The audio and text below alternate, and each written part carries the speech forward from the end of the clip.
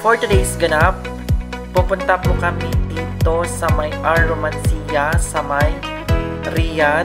Malapit lang po sa may accommodation namin. 9 minutes po ang travel time from accommodation.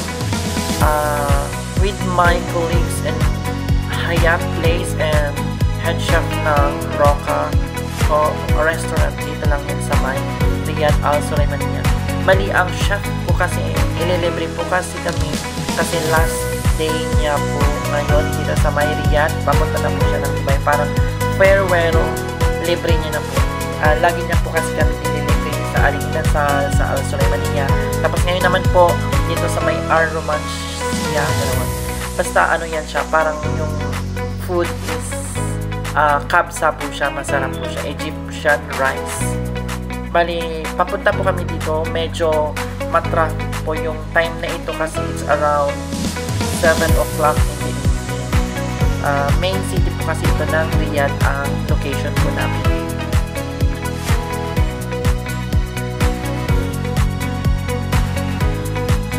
Tapos dito na po kami, lumagpas po kami sa may Romancia.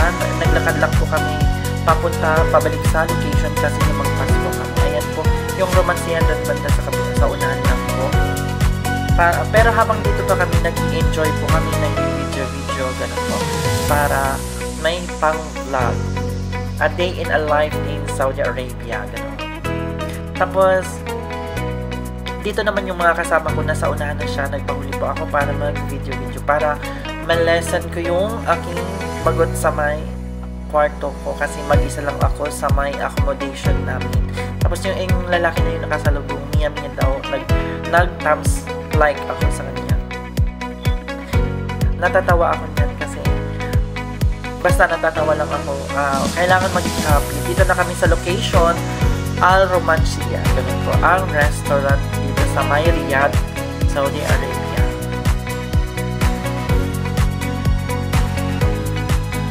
Bali, dito na po kami sa may taas. Kasama po yung colleagues ko dito sa may Hayat.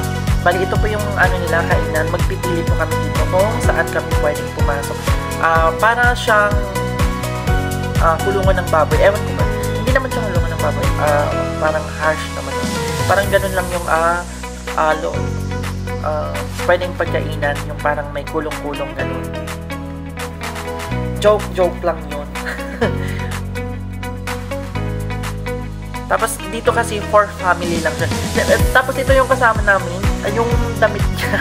Katerno ng upuan namin. Maroon. Buti na lang hindi ako ng maroon, di ba? Dahil yan yung kasama ko, si Ate Melissa, si Ruby, at saka si Jennifer, at saka yung financer namin. Tapos ito na, dumating na yung food na in-order namin. Bali, it's around 270 riyal. Oh, so much expensive. Kasi basta malaki ang sahod lang kasama namin kasi head chef po yan siya dito sa Roca and Al Romancia. Tinuturo ko yung restaurant na kinainan namin. Bali, dito humingi po kami ng plates na malaki para hindi po siya pangit tingnan, para parang sama-sama na doon ng food para hindi magkahalo-halo. Tapos may free water po siya. Tapos nag-order din po kami ng merinda at saka mixed grill. Sila lang pala nag-order. Basta umupo lang kami ng dyan na una. Naganap lang kami ng location na pwede namin pagkainan.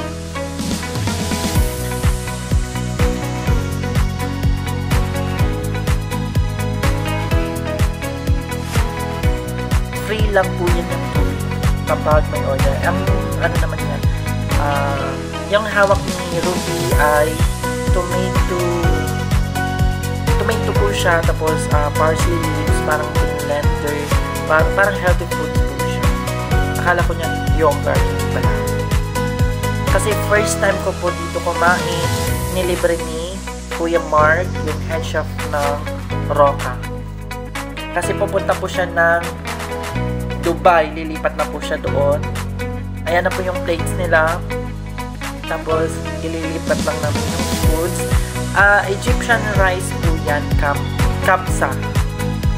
Masarap po yan siya. Para siyang, basta parang basta masarap siya. Kung malapit lang po kayo dito, pwede nyo i-try po yan. Pero, medyo expensive lang po siya ang price niya. It's around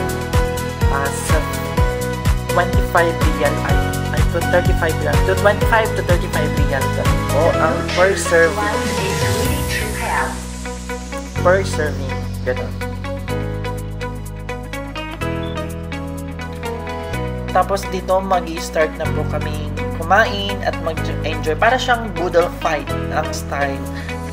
Bali nakaupo kami dyan.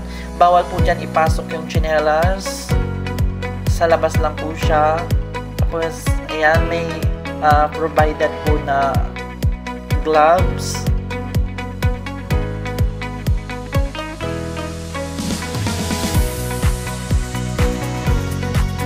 Parang lechon manok siya. Malambot po siya. Ayan, kinetest po yung food. Ayan, malambot po siya. It's look like yummy. Ayan, ititikman ko na ang kabsa rice na kabsa Egyptian rice. Ganito. Yung maitim na yan, ano yan, cinnamon po siya. Tapos yung iba niyan, yung toppings niya is onions. May onion na toppings. Kasi ganun yung mga food dito na parang uso sa kanila yung may onions. Tapos parang yan no po yung ililipat lang po namin dito sa labas yung kakainin namin. Ganun po. Para hindi po magka-mix-mix ang pinagkainan namin. 5 po. Bali, ang pinipili ko dito yung walang cinnamon roll. Yung ibang itim na yan ay sibuyas po yan. Ang kabsa rice ay ganyan po.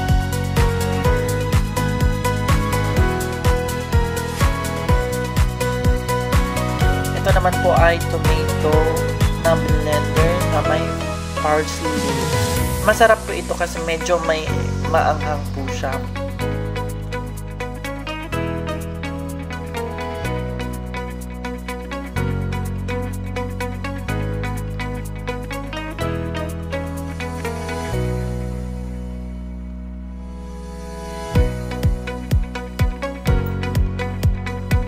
Tapos dumating na rin yung ice. Tapos yung pipe, yung straw. Pipe ang tawag nila. Pipe, parang ganon. Basta ganon yung Arabic. Yung nila, yung server nila is like, it's look like Bangladesh. Kasi ganon yung mga face nila bilog-bilog. Or Indian, something like that.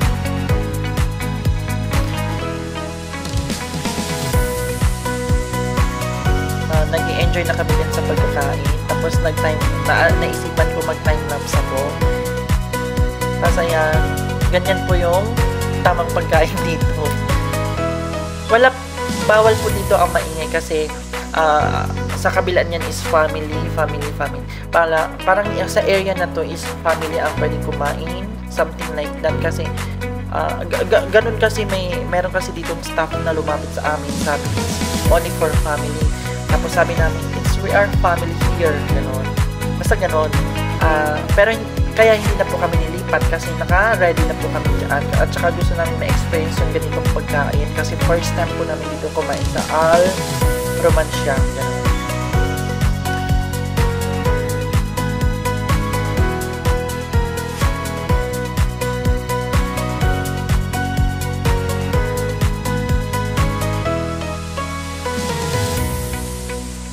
Si Mark po ay inaantay po niya yung mixed grill na in-order namin kasi ang sabi po kasi ng waiter it's 5 minutes po 5 minutes na lang po bago darating daw yung mixed grill pero maybe it's already 10 minutes hindi pa rin dumating yung mixed grill.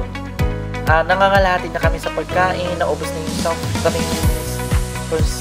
Basta konti na lang, gano'n. Mabilis kami kumain kasi medyo gutom kami dito kasi hindi kami kumain dito sa may accommodation namin kasi para ready dito, di ba? Libre lang to eh. Kaya samantalahin na. Ito po yung kasama namin nung naglibre yung katabi ko, yung naka-eyeglass na yun.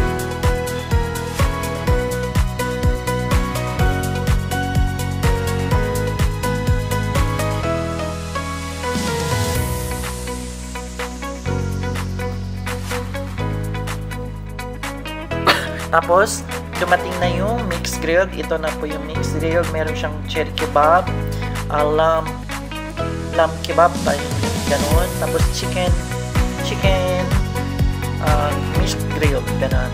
May lamb din po siya. Tapos ito po yung naubos. Parang medyo paubos na yung food namin. Na-enjoy po kami dito. Busog na ako niyan.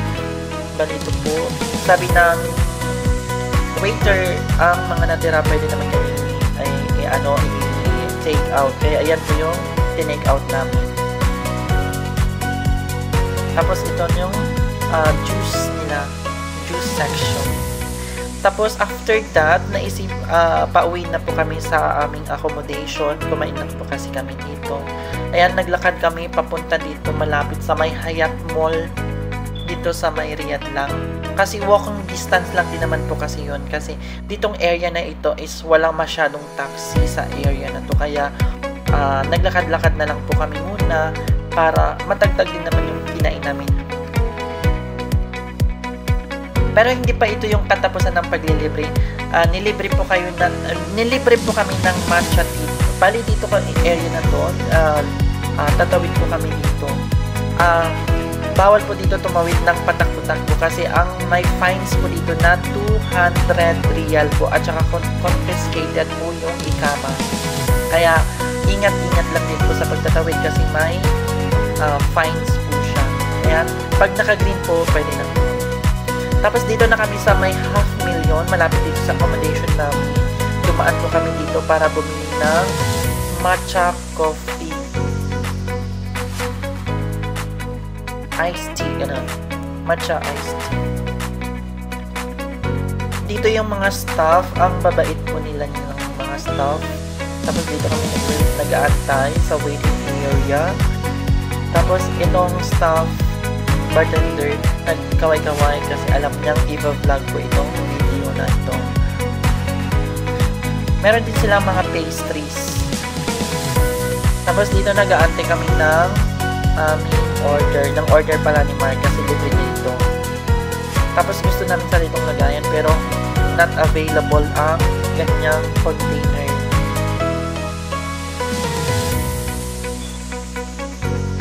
Thank you for watching. See you on my next video.